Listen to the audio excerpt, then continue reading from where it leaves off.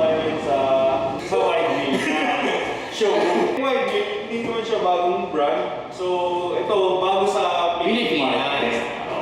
So, ayun, papakita namin sa inyo yung mga scooters nila. Baka mamaya may magustuhan ko yung scooter dito. So, kausapin muna natin yung distributor. Owner. Owner/distributor ng wide wheels. Dito, wide wheels sa Pilipinas. Let's go! Kaya lahat tayo dito. Ayan, si Sir GM. Siya po yung founder/distributor/owner. One-man army. One-man army siya ng wide wheel electric scooter. So sir, tell us more about your electric scooters. Kung ano ba yung mga in-offer yung scooters? So we are the primary distributor for the Mercane scooters. So we get to help you in terms of after sales, warranties, and the such. We're here to guarantee you that whatever you buy from us, it's original. Kumain na sa magsing quality check. So there. Hindi ko kailangan. Right, so siguro man, gusto natin yung pag-introduce ng mga Scooters. Absolutely. So we'll start with Wide Wheel Pro. So Wide Wheel Pro, there are three variants. The first variant has 500 watts motor, capable of getting you from 30 to 45 kilometers in range, and has a top speed of around 35 kilometers per hour. So that's the first variant, which is around 55,000 pesos only. The second variant, so they all look the same. The only difference is the power of the motor or the wattage. Kasi the variants 2 and 3 both have 1,000 watts motor, so 500 in front, 500 sa rear. But the only difference is version 3 can get you up to 70 kilometers in range. So in terms of charging, 4 to 6 hours of charging. The weight is around 27 kilograms, so it's not the lightest. And it's really because of the power that it can give you. Kasi 1,000 watts eh. And my kids would always ask me to go around the village, and ang village namin pataas. So, kasya sa harapan, and kaya Now, is this for everyone? I'd say it's not for everyone because it depends on your taste, right? Like any other cars, so mamili ka dyan kung anong gusto mo. This one is more parang sports car yung dating niya because of the suspension or the wheels. Because the wheel is very wide, and at the same time it's foam filled. So one advantage of that is that it never gets flat or it never runs flat. Right. So, and then when it comes to straight, it's absolutely stable compared to the ones na medyo manipis. Especially if you have like rocks na masasagasaan mo. So, because it's foam filled or solid, medyo stiff yung ride. But that's because you're getting that experience, which is medyo mas makapit siya, lalo na sa mga pataas. But buti na lang may mga suspension yan ang front and rear to help you or the comfort.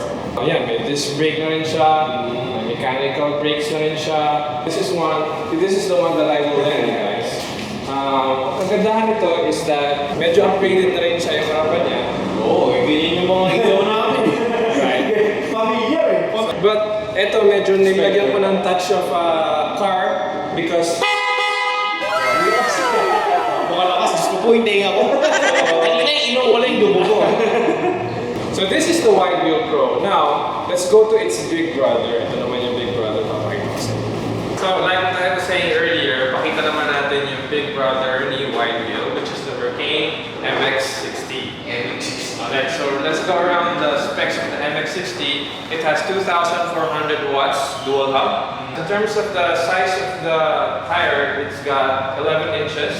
Yung overall diameter. Meron na rin siyang disc brakes and mechanical brakes. I want to highlight though the suspension. May front and rear suspension siya. Air suspension, which you can control the damping. During our grand opening, I had this tried out by a lot of scooters or riders. And one of the feedback that they would always give me is how smooth the ride is. So hindi siya as rough as others, especially because of the suspension. Another cool thing or highlight is this one in here. So this is actually the battery. So ang kagandahan ng battery na to is that it's removable or portable. So hihilahin lang siya from the socket. Alright? And then pwede mo na siya dalhin. Nice boy! Alright. So pwede mo na siyang dalhin and charge. You don't need to bring a whole scooter. And then it has got 2 ports. Para kung gusto mong mas mabilis, pag dalawa gamitin mo, mga 4 hours of charging lang. Pagka isa naman, mga 8 hours. Kunyari, naubusan ka, although I don't know if you can really quickly consume all the, or cover all the 100 kilometers na range na kaya nito in a single charge. But then again, kung talagang malayuan ng takbuhan mo, you can just have a spare of this and then pwede mo lang ilagay ka. Pwede mo lagay siguro dito, mga sa box. So I was able to get this up to 65 kilometers in top speed. So I think it can still get up to 70. Ito yung pinakamagandang gusto kong feature nito, Max, no? Napapalitan mo yung battery. Ganda, sobrang convenient yan, bro. Parang remote control lang eh, no? Kasi ang drawback ng electric scooter is yung charging. I only offer this for 20,000 and I was told na mga batteries na ganyan maybe it might get up to 40,000 siguro. Grabe, yung battery na yung 20K. So, imbis na magdala ka ng isa pang scooter, yung binabalak natin. Parang long ride, no? Magdala ka na lang ng baterya. Actually, 20K for battery, it's not really bad. Sobrang okay na yun. So it does come with a stock light and then yung busina na cute. Alright, so this one, this is my answer to those who are looking for a budget meal pero sulit na jam-packed na performance at specs because with 31,000 pesos, kaya mo nang magkaroon ng ganito scooter with air suspension sa likod and then dual suspension sa harapan. Oh, right? So aside from that, it also comes with the headlights, right? And yung cute na busina. Pero malakas pa rin for its price. And then pneumatic na yung tires niya, so front and rear. It's about 10 inches in diameter overall. Tapos, actually, may mga features pa to nakakaiba or para sa akin kasi, pagka tinurn off mo siya and then in-alarm mo, so kapag in-alarm mo siya, mag-aalala siya, at saka titigil na rin siya. Ay, tuloy-tuloy.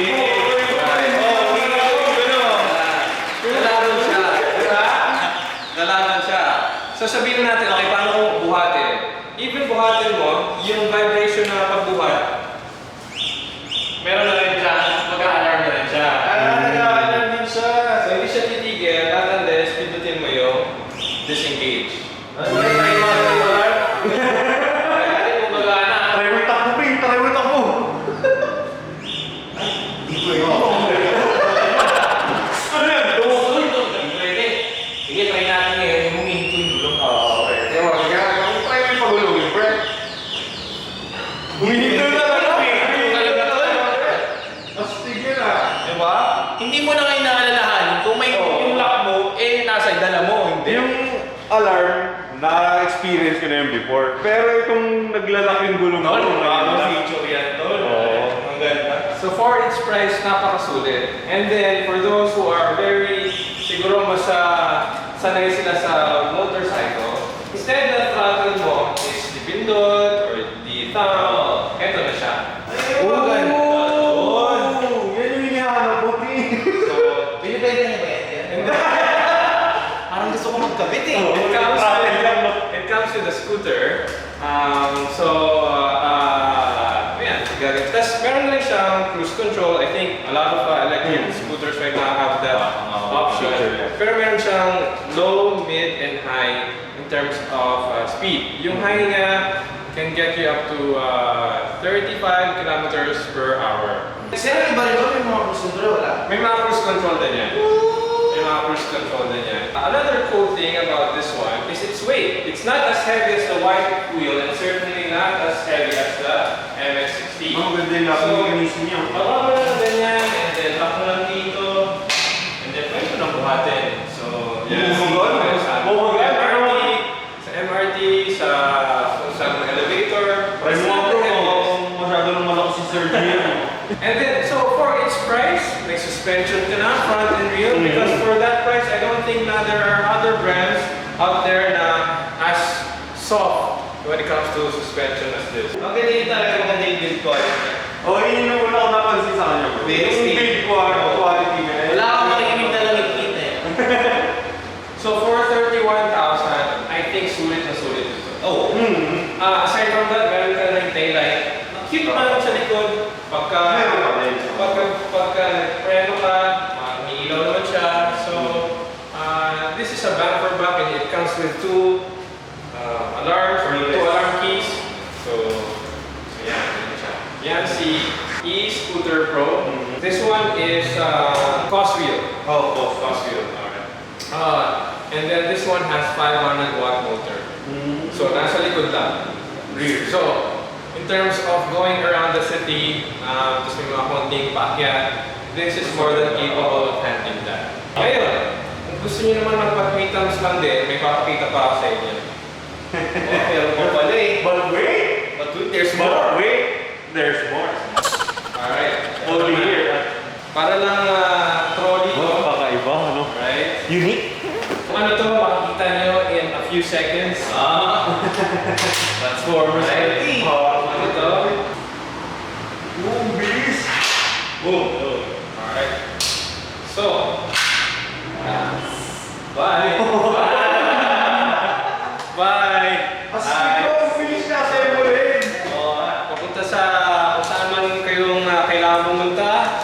Ito na yung pwede yung order sa inyo. Ayan. If you wanna fold it back again, it's very easy. You just have to put this thing over here.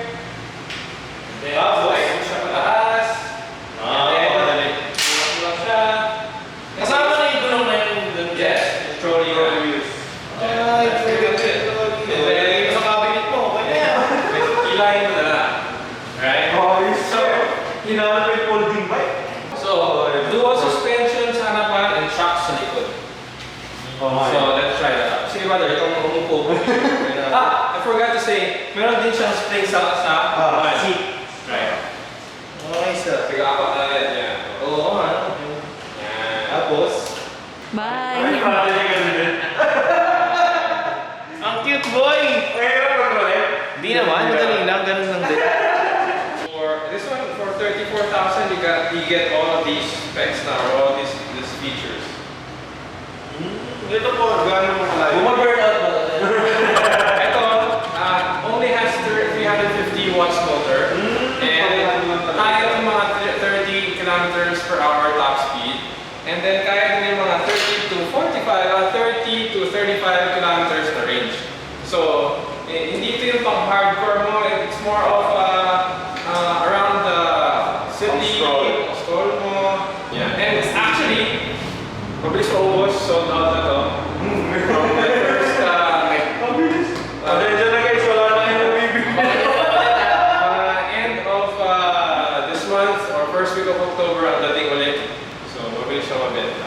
So, these are the electric vehicles we have right now, pero mas marami pang darating. So, one thing that I'm really excited about is the electric scooter that they're designing for me, which is capable of up to 130 kilometers per hour. Woo! 130 bro. So 72 volts and capable of getting up to 130 kilometers per hour.